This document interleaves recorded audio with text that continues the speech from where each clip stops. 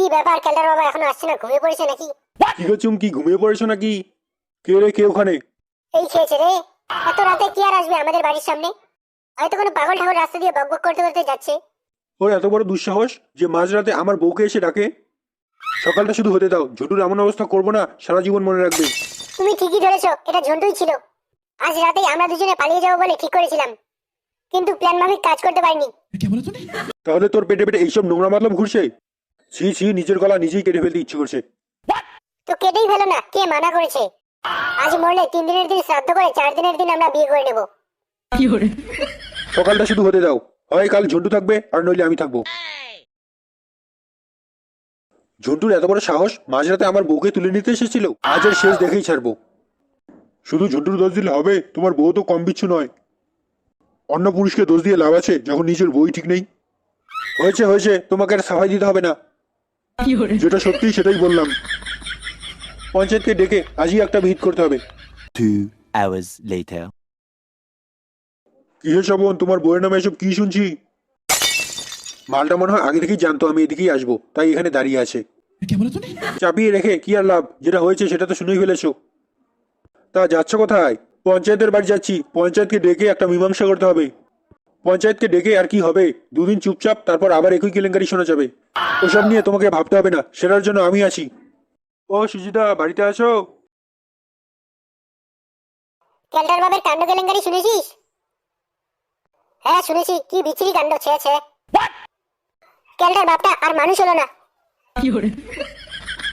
আমাকে দেখেই হয়তো এরা আমার রাজ শুরু করে দিয়েছে।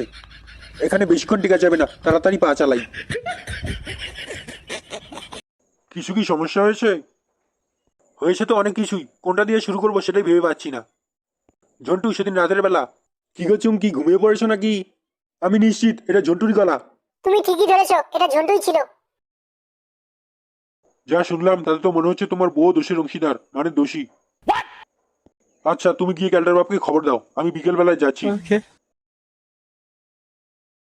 দাঁড়াও, আর এক পাও এগোবে না। এই বাড়ির দরজা তোমার জন্য চিরকালের মতো বন্ধ হয়ে গেছে।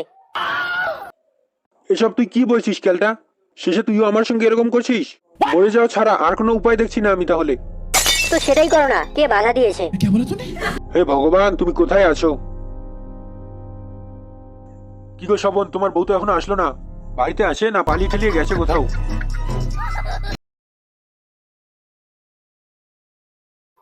পালিয়ে যাইনি, কিন্তু পালিয়ে যাওয়ার জন্যই রেডি আমি। কি গো শ্রবণ, তোমার বউ এসব কি বলছে? তুমি চুপচাপ বসো এখানে। চুপচাপ বসে থাকার জন্য তো আসিনি আমি। তোমাদেরকে সাক্ষী রেখে আমরা দুজনে বিয়ে করতে চাই।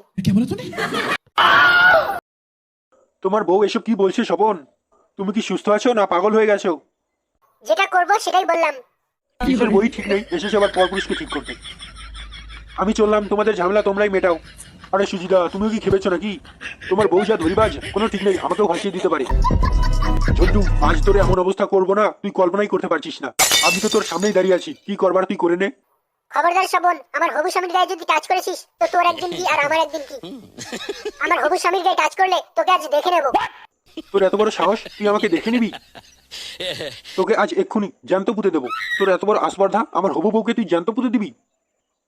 সাহস থাকলে ওকে টাচ করে দেখ। তোর হাত কেটে আর খাতে যদি ধরিয়ে না দিয়েছি না, তো আমিও তোর বউয়ের হবু স্বামী না।